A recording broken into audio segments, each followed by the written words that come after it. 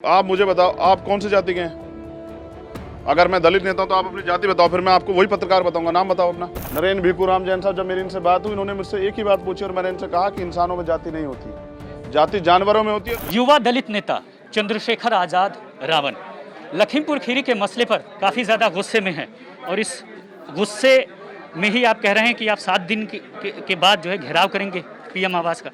गुस्से में नहीं है, तकलीफ में।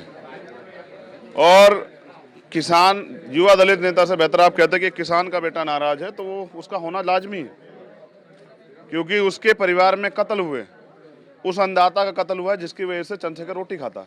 और सिर्फ चंद्रशेखर नहीं, इस देश का चाहे मेहमान हो या इस देश का रहने वाला हो, वो हर व्यक्ति रोटी खाता है। उसका कत्ल हुआ, इंसानियत का कत्ल हुआ है। अगर इस पे कोई चुप है तो वो इस देश का लाल नहीं, इस देश की मिट्टी से जो प्यार ना करने वाला कानून अपना काम कर रहा है, जो प्रशासन अपना काम कर रहा है, वो सफिशिएंट नहीं है। मैंने तो उत्तर प्रदेश को बहुत करीब से देखा, एक निर्दोष होते हुए 16 महीने जेल काटी, और हाथरस देखा। पूरी कानून व्यवस्था, पूरा प्रशासन, पूरी पुलिस लगी हुई थी हाथरस के पीड़ितों को दबाने के लिए। डीएम जाके कह रहे थे कि नेता चले जाएंगे, विपक्ष चले जाएंगे, तुम यहीं रहोगे, हम यहीं रहेंगे। उसके बाद में अभी 1 साल बाद लौटा, उनके घरों के जो है ना, घरों के आसपास कूड़ा फैला दिया गया, गड्ढे हो गए। मैं ये समझता हूँ कि उत्तर प्रदेश पुलिस मजबूर है उत्तर प्रदेश के मुख्यमंत्री के आगे कि जो अधिकारी काम नहीं करेगा उनके हिसाब से उसको जबरन रिटायर करा देंगे, या उसके ऊपर जैसे अमिताभ ठाकुर के ऊपर किया, एक चुनाव लड़ने की घोषणा करी, झूठा मुकदमा लगा जेल भेज दिया। ये उत्तर प्रदेश कानून, इस कानून व्यवस्था से आप चाहते हैं कि हम न्याय की उम्मीद करें? जिस कानून व्यवस्था में केंद्रीय गृह राज्य मंत्री का बेटा किसानों को कुचल देता है, उस कानून व्यवस्था में हम उम्मीद करें? वहाँ क्या पुलिस वाले नहीं थे? वहाँ 200 पुलिस वाले थे। एसडीएम और के हिसाब से क्या हो तब न्याय मिलेगा। एसडीएम और एसपी देहात मौके पे मौजूद थे, उनके सामने कत्ल हो गया, तो आप कहते हैं कि वो पुलिस जनता की सुरक्षा कर पाएगी? कैसे न्याय मिलेगा आपके हिसाब से? अब सब माननीय सर्वोच्च न्यायालय ने संज्ञान लिया है, और माननीय सर्वोच्च न्यायालय जो देश की सबसे बड़ी अदालत के करीब है, वो जब चूड़ी टाइट करेगी और जब वो हिसाब मांगेगी, तब उत्तर प्रदेश की सरकार को समझ आएगा कि जवाब देना पड़ेगा, और देश की जनता को जवाब देना पड़ेगा। किसानों का कत्ल हुआ है, कोई किसी पशु की हत्या नहीं हुई है। उत्तर प्रदेश का मसला है, इंसानों की जिंदगी के मूल्य हैं।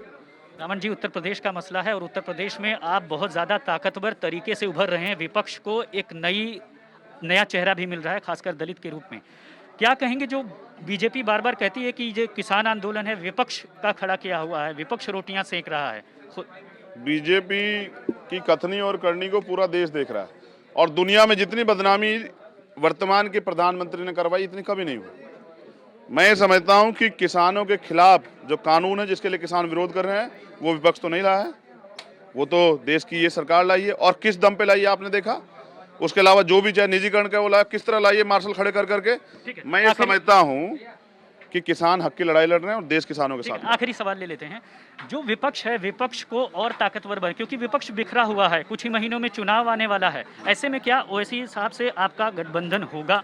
बहुत जल्दी कह रहा हूं मैं, लेकिन क्या समीकरण बनेंगे? क्योंकि लगता है आपकी बढ़ते हुए ताकत से मायावती जी चिंतित भी हैं। उत्तर प्रदेश की जनता एकजुट हो रही है, और वो जिस व्यक्ति को उम्मीद कर लेंगे कि क्योंकि उन्होंने सारी सरकार देखी है कि ये आदमी उनकी जिंदगी में बदलाव कर सकता है, वो उसको समर्थन देगी। अभी काफी समय आप देखते जाइए। जनता उम्मीद क्या करे गठबंधन की? मैं क्या कह रहा हूँ, जनता उम्मीद करे कि भ्रष्टाचार और निकम्मी राजनीति को त्याग कर नौजवानों को मौका दे, और मेहनती लोगों को, ईमानदार लोगों को मौका दें, और देखो कैसे परिवर्तन होता है उत्तर प्रदेश। जिन सरकारों की बात आप करें, सब देखिए जनता ने, और उन्हीं सरकारों के बाद उन्होंने बदली भी है। अगर बीएसपी की सरकार नहीं रही, समाजवादी की आई, समाजवादी की रही, बीजेपी की आई, तो यानी कि देखिए, तो जनता का जब विश्वास टूटता तभी तो वो मौका बदलती है। उत्तर प्रदेश, आपने खुद माना ना, उत्तर प्रदेश में जनता का विश्वास आजाद समाज पार्टी, चंद्रशेखर और भीम आर्मी के प्रति बढ़ रहा है। इस विश्वास के भरोसे लड़ेंगे। चुनाव में बहुत समय है। जिस तरह से उत्तर प्रदेश में तानाशाही चल रही है कि अब तक कुछ और हो जाए, तो सब चीजों के अपनी बात मैंने शुरुआत में ही ये सवाल किया था, आपको दलित नेता कहा था, और आप उसी तरीके से इस सवाल को भी टाल गए। गठबंधन होगा या नहीं? हाँ, मैं ये बताओ कि आप मुझे बताओ, आप कौन सी जाति के हैं? अगर मैं दलित नेता हूं तो आप अपनी जाति बताओ, फिर मैं आपको वही पत्रकार बताऊंगा। नाम बताओ अपना।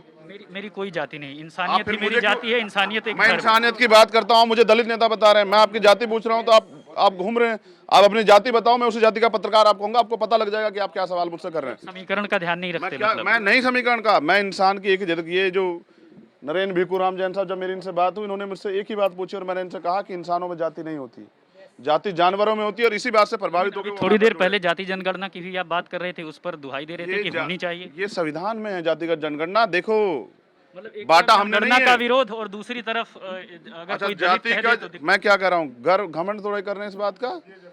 जाति जनगणना इसलिए है कि उन की जितनी संख्या है उसकी हिस्सेदारी उसको सुनिश्चित हो जाए। ये भी तो पता लगे कि मीडिया में कौन काबिज है।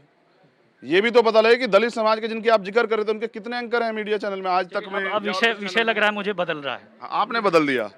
विषय ये है कि पत्रकार भी सुरक्षित नहीं है, आपकी सुरक्षा का इंतजाम भी करेंगे। धन्यवाद। चलिए, बहुत शुक्रिया।